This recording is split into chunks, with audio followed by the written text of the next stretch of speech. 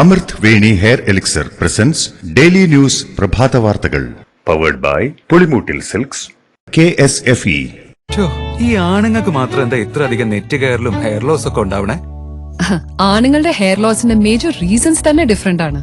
സ്കാൽപ്പിലുള്ള 5-alpha reductase എന്ന enzyme നിങ്ങളുടെ ഹോർമോണുമായി ചേർന്ന് ഹെയർ ഫോളിക്കിൾസിനെ ചുരുക്കുന്നു. Amrit Veni hair elixir for men use ചെയ്യൂ. പുരുഷന്മാർക്ക് വേണ്ടി ബയോടെക്നോളജി പ്രകാരം പ്രത്യേകം ഡെവലപ്പ് ചെയ്തത്.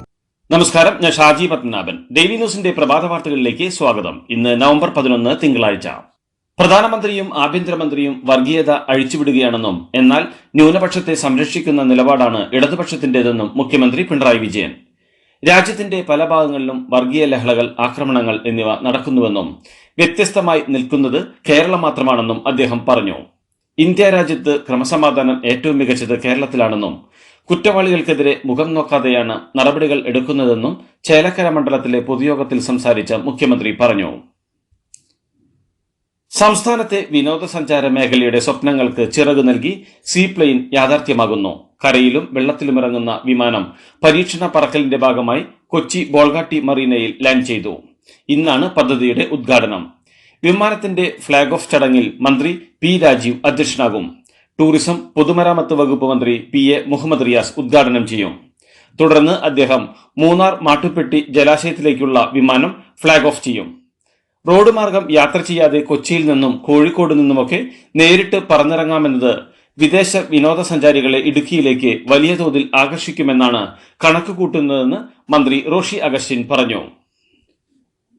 പാലക്കാട്ടെ UDF സ്ഥാനാർത്ഥി രാഹുൽ മാങ്കൂട്ടത്തിലിന്റെ പ്രചാരണ വീഡിയോ വന്നത് CPMന്റെ ഔദ്യോഗിക FB പേജിൽ തന്നെയാണെന്ന് CPM പത്തനംതിട്ട ജില്ലാ സെക്രട്ടറി KP ഉദയഭാനു. എന്നാൽ അക്കൗണ്ട് ഹാക്ക് ചെയ്താണ് വീഡിയോ പോസ്റ്റ് ചെയ്തതെന്നും SPക്ക് പരാതി നൽകുമെന്നും ഉദയഭാനു വിശദീകരിച്ചു. രാഹുൽ മാങ്കൂട്ടത്തിൽ വ്യാജ കാർഡുണ്ടാക്കി യൂത്ത് കോൺഗ്രസിന്റെ പ്രസിഡന്റായ ആളാണെന്നും സ്വന്തം വീടിരിക്കുന്ന വാർഡിൽ പോലും രാഹുൽ നിന്നാൽ ജയിക്കില്ലെന്നും ജില്ലാ സെക്രട്ടറി പരിഹസിച്ചു. CPMന്റെ ഔദ്യോഗിക FB പേജിൽ തന്റെ വീഡിയോ പോസ്റ്റ് ചെയ്ത് പിന്തുണയ്ക്കുന്നതിന് എല്ലാ കാലത്തും CPM പ്രവർത്തകരോട് നന്ദിയുണ്ടാവുമെന്ന് രാഹുൽ മാങ്കൂട്ടത്തിൽ. പത്തനംതിട്ട ജില്ലാ സെക്രട്ടറി ആദ്യം പറഞ്ഞത് വീഡിയോ വന്ന FB പേജ് വ്യാജമാണെന്നാണ്. എന്നാൽ ഇപ്പോൾ ആ FB പേജ് ഔദ്യോഗിക പേജാണെന്നും ഹാക്ക് ചെയ്തതാണെന്നും പറയുന്നു. ജില്ലാ സെക്രട്ടറി ആദ്യം ഒരിടത്ത് ഉറച്ചു നിൽക്കണമെന്നും സത്യമറിയാൻ ഒരു സൈബർ കേസ് നൽകി അന്വേഷിച്ചാൽ പോരെയെന്നും രാഹുൽ മാങ്കൂട്ടത്തിൽ ചോദിച്ചു. കോൺഗ്രസും CPMുമായിട്ടുള്ള അന്തർധാര ഉച്ചസ്ഥായിയിൽ നിൽക്കുന്നുവെന്നതിന്റെ ഉദാഹരണമാണ് പത്തനംതിട്ട CPMന്റെ പേജിൽ വന്ന രാഹുലിനെ വിജയിപ്പിക്കണമെന്ന പോസ്റ്റെന്ന് BJP സംസ്ഥാന അധ്യക്ഷൻ K സുരേന്ദ്രൻ. ഇന്ത്യ മുന്നണി ഇവിടെ യാഥാർത്ഥ്യമായിരിക്കുകയാണെന്നും പരസ്പരം സഹായിച്ചുകൊണ്ടാണ് ഇവർ എല്ലാ കാലത്തും മത്സരിക്കുന്നതെന്നും ഇത്തവണ CPMന്റെ ജില്ലാ കമ്മിറ്റി തന്നെ അത് പ്രകടമാക്കിയത് ഏതായാലും നന്നായി എന്നും അദ്ദേഹം പറഞ്ഞു. പാലക്കാട്ട് കള്ളപ്പണ ആരോപണം വീണ്ടും സജീവമാക്കി CPM. ശക്തമായ അന്വേഷണം വേണമെന്നും ബോംബുകൾ ഇനിയും പൊട്ടുമെന്നും ദിവ്യയുടെ പേര് പറഞ്ഞ് വോട്ട് പിടിക്കാമെന്ന് ആരും കരുതേണ്ടെന്നും MV ഗോവിന്ദൻ പറഞ്ഞു. കള്ളപ്പണ പരാതിയിൽ ശക്തമായ അന്വേഷണം വേണമെന്നും കേസ് രജിസ്റ്റർ ചെയ്തോ ഇല്ലയോ എന്നൊന്നും നോക്കേണ്ടെന്നും കോൺഗ്രസും BJPയും കള്ളപ്പണം ഉപയോഗിക്കുന്നുവെന്നും ഗോവിന്ദൻ പറഞ്ഞു.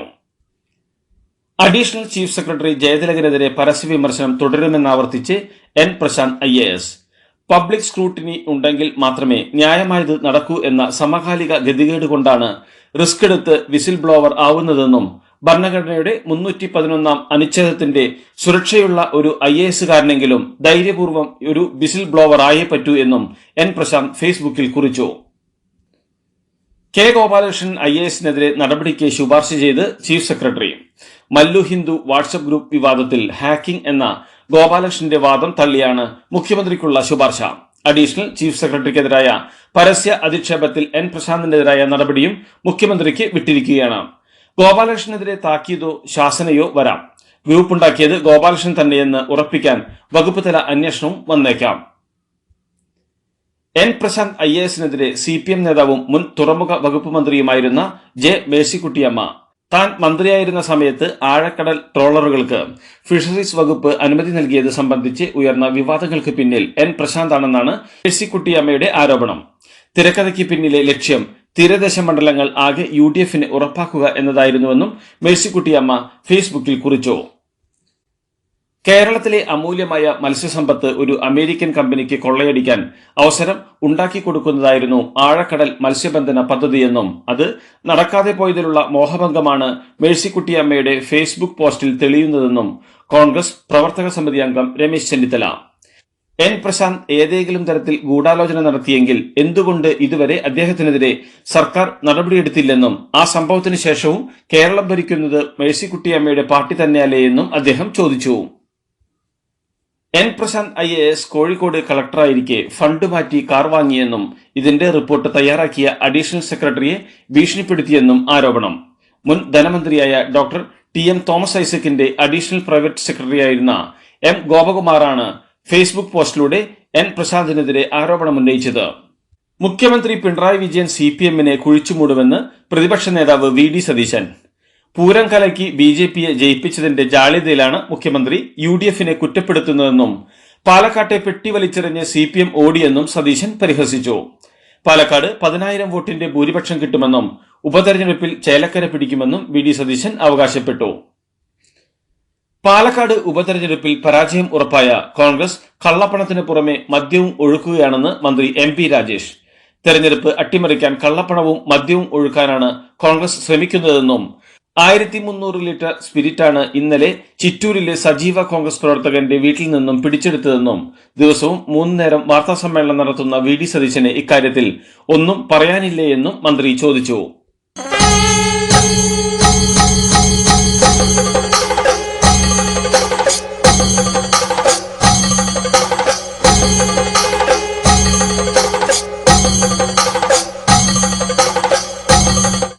റവന്യൂ അവകാശങ്ങൾ പുനഃസ്ഥാപിക്കും വരെ ശക്തമായ സമരവുമായി മുന്നോട്ടു പോകുമെന്ന് മുനമ്പം ഭൂസംരക്ഷണ സമിതി.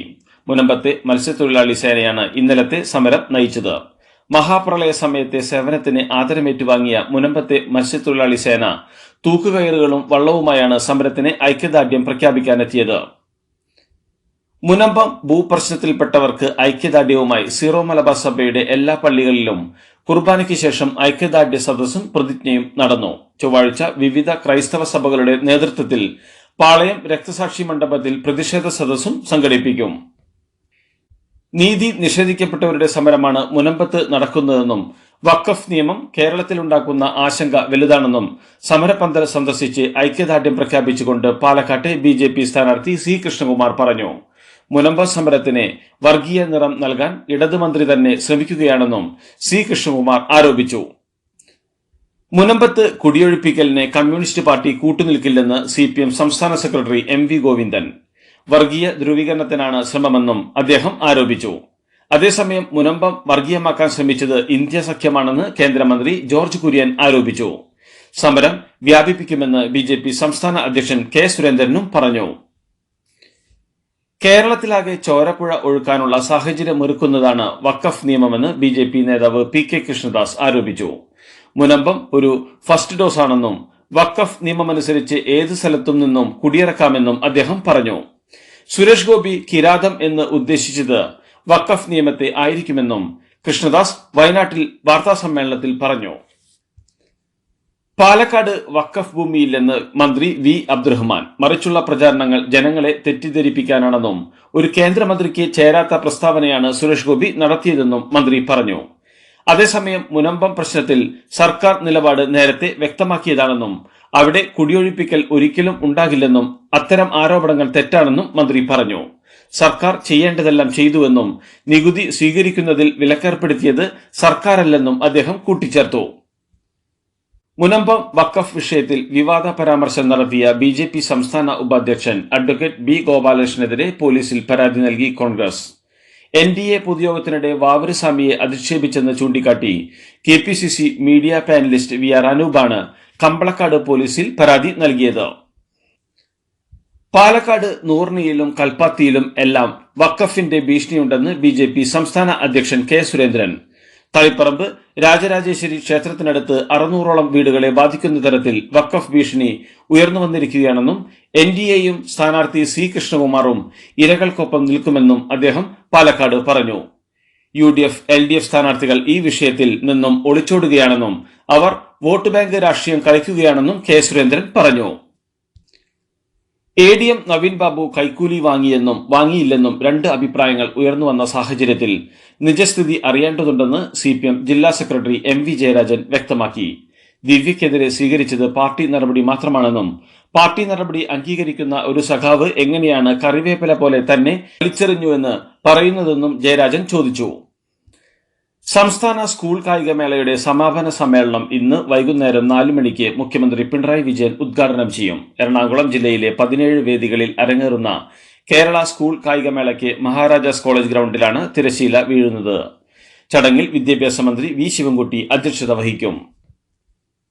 സ്കൂൾ കായികമേളയുടെ സമാപനം കണക്കിലെടുത്ത് എറണാകുളം വിദ്യാഭ്യാസ ജില്ലയിലെ കേരള സിലബസ് പ്രകാരമുള്ള സ്കൂളുകൾക്ക് ഇന്ന് അവധി. കേരള സിലബസ് പ്രകാരമുള്ള പ്രീ പ്രൈമറി മുതൽ ഹയർ സെക്കൻഡറി വരെയുള്ള എല്ലാ വിദ്യാലയങ്ങൾക്കും ഇന്ന് അവധിയായിരിക്കുമെന്ന് ജില്ലാ കളക്ടർ അറിയിച്ചു. കേരളത്തിൽ 5 ദിവസം ഇടിമിന്നലോടുകൂടിയുള്ള മഴയ്ക്ക് സാധ്യത. നവംബർ 14 വരെ കേരളത്തിൽ ഒറ്റപ്പെട്ട ഇടങ്ങളിൽ ഇടിമിന്നലോടുകൂടിയ മഴയ്ക്ക് സാധ്യതയുണ്ടെന്നാണ് കാലാവസ്ഥാ വകുപ്പിന്റെ അറിയിപ്പ്. എന്താ വണ്ടി അവിടെ പാർക്ക് ചെയ്യാത്ത? ബെൻസ് വരും. അതെ, മെഗാ സമ്മാനം പുതിയ ബെൻസ് കാറാണ്. 2ാം സമ്മാനം ഇന്നോവ ക്രിസ്റ്റ, അതും 17 എണ്ണം. പിന്നെ ആദ്യ സീരീസിൽ 170 പേർക്ക് ഐഫോൺ. ഇത്തവണ സമ്മാനങ്ങളുടെ നക്ഷത്ര തിളക്കവുമായി KSFE ഗാലക്സി ചിട്ടികൾ. തെന്നിന്ത്യൻ നടൻ ഡൽഹി ഗണേഷ് അന്തരിച്ചു. 80 വയസ്സായിരുന്നു. ചെന്നൈയിലായിരുന്നു അന്ത്യം. തമിഴ് സിനിമയിലൂടെ തിളങ്ങിയ ഗണേഷ് മലയാളത്തിലും ഹിന്ദിയിലും മറ്റ് വിവിധ ഭാഷകളിലും ശ്രദ്ധേയമായ സിനിമകളിൽ അഭിനയിച്ചിട്ടുണ്ട്. ധ്രുവം, കാലാപാനി, ദേവാസുരം, കീർത്തിചക്ര, പോക്കിരി രാജ തുടങ്ങിയ നിരവധി മലയാള സിനിമകളിൽ ഏറെ ശ്രദ്ധേയമായ കഥാപാത്രങ്ങളെ അവതരിപ്പിച്ചിട്ടുണ്ട്. ബാബ സിദ്ദിഖി വധക്കേസിലെ പ്രധാന പ്രതിയും ഷൂട്ടർമാരിൽ ഒരാളുമായ ശിവകുമാർ ഗൗതത്തെ ഉത്തർപ്രദേശിലെ ബഹ്റൈച്ചിൽ വെച്ച് അറസ്റ്റ് ചെയ്തു. ഇയാൾ നേപ്പാളിലേക്ക് കടക്കാൻ ശ്രമിക്കുകയായിരുന്നുവെന്നാണ് റിപ്പോർട്ടുകൾ. ആദായ നികുതിയുടെ കാര്യത്തിൽ ആർക്കും ഇളവില്ലെന്നും നിയമം എല്ലാവർക്കും ഒരുപോലെയെന്നും സുപ്രീം കോടതി. അധ്യാപക ജോലി ചെയ്യുന്ന കന്യാസ്ത്രീകളും വൈദികരും ശമ്പളം വാങ്ങുന്നുണ്ടെങ്കിൽ ആദായ നികുതി ഈടാക്കണമെന്ന് ഉത്തരവിട്ടുകൊണ്ടാണ് സുപ്രീം കോടതി ഇക്കാര്യം ഓർമ്മിപ്പിച്ചത്. ഖത്തറിലെ ഹമാസ് ഓഫീസ് പൂട്ടാൻ നിർദ്ദേശിച്ചെന്ന വാർത്തകൾ ശരിയല്ലെന്ന് ഖത്തർ വിദേശകാര്യ വക്താവ്. ഹമാസ് നേതാക്കളോട് രാജ്യം വിടാൻ ആവശ്യപ്പെട്ടെന്നും ഖത്തറിലെ ഹമാസ് ഓഫീസ് പൂട്ടാൻ നിർദ്ദേശം നൽകിയെന്നുമാണ് പുറത്തുവരുന്ന വിവരങ്ങൾ. ദോഹയിലെ ഹമാസ് ഓഫീസ് സംബന്ധിച്ച വാർത്തകളും കൃത്യമല്ലെന്ന് ഖത്തർ വിദേശകാര്യ വക്താവ് ഡോക്ടർ മജീദ് ബിൻ മുഹമ്മദ് അൽ അൻസാരി പറഞ്ഞു. അമേരിക്കൻ തെരഞ്ഞെടുപ്പിന്റെ അന്തിമ ഫലം പുറത്ത്. അരിസോണയിലെ അന്തിമ ഫലം കൂടി വന്നതോടെ ട്രംപിന് മൊത്തം 312 ഇലക്ട്രൽ വോട്ടുകളായി. കമല ഹാരിസിനാകട്ടെ 226 ഇലക്ട്രൽ വോട്ടുകൾ മാത്രമാണ് മൊത്തത്തിൽ നേടാനായത്. നിർത്തിയിരുന്ന ട്രക്കിലേക്ക് കാർ ഇടിച്ചു കയറി 3 സ്ത്രീകളടക്കം ഒരു കുടുംബത്തിലെ 5 പേർക്ക് ദാരുണാന്ത്യം. ഗ്രേറ്റർ നോയിഡയിലെ എക്സ്പ്രസ് വേയിൽ ഇന്നലെ രാവിലെയാണ് അപകടമുണ്ടായത്. ഗ്രേറ്റർ നോയിഡയിലെ സെക്ടർ 146 മെട്രോ സ്റ്റേഷന് സമീപത്തായാണ് അപകടമുണ്ടായത്. രാഷ്ട്രീയ നേട്ടങ്ങൾക്കായി ഉപജാതികളെ പരസ്പരം മത്സരിപ്പിച്ച് OBC വിഭാഗത്തെ ഭിന്നിപ്പിക്കാനാണ് കോൺഗ്രസും സഖ്യകക്ഷികളും ശ്രമിക്കുന്നതെന്ന് പ്രധാനമന്ത്രി നരേന്ദ്രമോദി. ഒരുമിച്ച് നിന്നാൽ നമ്മൾ സുരക്ഷിതരാണെന്നും അദ്ദേഹം പറഞ്ഞു. ജാർഖണ്ഡിലെ ബൊക്കാരോവിൽ നടന്ന തെരഞ്ഞെടുപ്പ് റാലിയെ അഭിസംബോധന ചെയ്ത് സംസാരിക്കുകയായിരുന്നു പ്രധാനമന്ത്രി. ജമ്മുകാശ്മീരിൽ വീണ്ടും ഭീകരാക്രമണം. ജമ്മുകാശ്മീരിലെ കിഷ്തറിൽ ഭീകരരുമായി നടന്ന ഏറ്റുമുട്ടലിൽ ഒരു സൈനികൻ വീരമൃത്യു വരിച്ചു. നായിബ് സുബൈദാർ രാകേഷ് കുമാറാണ് വീരമൃത്യു വരിച്ചത്. 3 സൈനികർക്ക് പരിക്കേറ്റു. പ്രദേശത്ത് 3 ഭീകരരാണ് ഒളിച്ചിരിക്കുന്നത്. കഴിഞ്ഞ ദിവസം വില്ലേജ് ഡിഫൻസ് ഗാർഡിലെ അംഗങ്ങളായ നാട്ടുകാരെ തട്ടിക്കൊണ്ടുപോയി കൊലപ്പെടുത്തിയത് ഈ ഭീകരരാണെന്നാണ് സേന പറയുന്നത്. കൊല്ലപ്പെട്ട ഖാലിസ്ഥാൻ നേതാവ് ഹർദീപ് സിംഗ് നിജറിന്റെ അടുത്ത അനുയായിയും കൊടും ക്രിമിനലുമായ ഹർഷദീപ് ദല്ല കാനഡയിൽ പിടിയിലായതായി റിപ്പോർട്ട്. കഴിഞ്ഞ മാസം മിൽട്ടൺ ടൗണിലുണ്ടായ സായുധ ഏറ്റുമുട്ടലുമായി ബന്ധപ്പെട്ടാണ് അറസ്റ്റ് എന്നാണ് വിവരം. മോസ്കോയിൽ യുക്രൈന്റെ ഡ്രോൺ ആക്രമണം. ഇന്നലെ 34 ഡ്രോണുകളാണ് മോസ്കോയെ ലക്ഷ്യമിട്ട് യുക്രൈൻ വിക്ഷേപിച്ചത്. ആക്രമണത്തിൽ ഒരാൾക്ക് പരിക്കേറ്റിട്ടുണ്ട്. മോസ്കോ നഗരത്തിലെ 3 പ്രധാന വിമാനത്താവളങ്ങളിൽ നിന്ന് വിമാനങ്ങൾ വഴിതിരിച്ചുവിട്ടു. 2022 യുദ്ധം ആരംഭിച്ചതിന് ശേഷം റഷ്യൻ തലസ്ഥാനത്ത് യുക്രൈൻ നടത്തുന്ന ഏറ്റവും വലിയ ആക്രമണമാണിത്. ലെബനനിൽ സെപ്റ്റംബറിൽ നടത്തിയ പേജർ സ്ഫോടനം തന്റെ അറിവോടെയെന്ന് തുറന്നു സമ്മതിച്ച് ഇസ്രായേൽ പ്രധാനമന്ത്രി ബെഞ്ചമിൻ നെതന്യാഹു. ഹിസ്ബുള്ള പ്രവർത്തകരെ ലക്ഷ്യമിട്ട് സെപ്റ്റംബറിൽ നടത്തിയ പേജർ സ്ഫോടനത്തിൽ 40 പേർ മരിക്കുകയും 3000-ഓളം പേർക്ക് പരിക്കേൽക്കുകയും ചെയ്തിരുന്നു. പ്രഥമ സൂപ്പർ ലീഗ് കേരള കിരീടം കാലിക്കറ്റ് FCക്ക്. കോഴിക്കോട് കോർപ്പറേഷൻ സ്റ്റേഡിയത്തിൽ വെച്ച് നടന്ന ഫൈനലിൽ കാലിക്കറ്റ് FC കന്നിക്കിരീടം മോഹിച്ചെത്തിയ കൊച്ചിയെ 1-2 ഗോളുകൾക്ക് തോൽപ്പിച്ചാണ് കാലിക്കറ്റ് FC പ്രഥമ സൂപ്പർ ലീഗ് കേരള കിരീടത്തിൽ മുത്തമിട്ടത്. ദക്ഷിണാഫ്രിക്കയ്ക്കെതിരായ രണ്ടാം T20യിൽ ഇന്ത്യക്ക് തോൽവി. ദക്ഷിണാഫ്രിക്ക 3 വിക്കറ്റിനാണ് ഇന്ത്യയെ തോൽപ്പിച്ചത്. ടോസ് നഷ്ടപ്പെട്ട് ബാറ്റിംഗിനെത്തിയ ഇന്ത്യക്ക് 6 വിക്കറ്റ് നഷ്ടത്തിൽ 124 റൺസ് എടുക്കാനേ സാധിച്ചിരുന്നുള്ളൂ. തുടർച്ചയായ 2 സെഞ്ചുറികൾ നേടിയ സഞ്ജു സാംസൺ ഇന്നലെ 0-ന് പുറത്തായത്. അഭിഷേക് ശർമ്മയും സൂര്യകുമാർ യാദവും റിങ്കു സിംഗും നിരാശപ്പെടുത്തിയ മത്സരത്തിൽ 39 റൺസ് എടുത്ത ഹാർദിക് പാണ്ഡ്യയാണ് ഇന്ത്യക്ക് വേണ്ടി കൂടുതൽ റൺസ് എടുത്തത്. മറുപടി ബാറ്റിംഗിനെത്തിയ ദക്ഷിണാഫ്രിക്ക 19 ഓവറിൽ 7 വിക്കറ്റ് നഷ്ടത്തിൽ ലക്ഷ്യം മറികടന്നു. 5 വിക്കറ്റ് വീഴ്ത്തിയ വരുൺ ചക്രവർത്തിയുടെ പ്രകടനത്തിലൂടെ 87-6 എന്ന നിലയിലേക്ക് തകർന്ന ദക്ഷിണാഫ്രിക്കയെ 41 പന്തിൽ 47 റൺസുമായി പുറത്താവാതെ നിന്ന ട്രിസ്റ്റൻ സ്റ്റബ്സാണ് വിജയത്തിലേക്ക് നയിച്ചത്.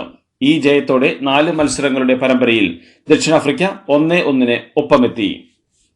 ഇതോടുകൂടി ഡെയിലി ന്യൂസിന്റെ ഇന്നത്തെ പ്രഭാത വാർത്തകൾ സമാപിക്കുന്നു. ഡെയിലി ന്യൂസിന് വേണ്ടി വാർത്തകൾ വായിച്ചത് ഷാജി പത്മനാഭൻ. ഡെയിലി ന്യൂസ് ലൈവ്.in വാർത്തകൾ വിരൽ തുമ്പിൽ.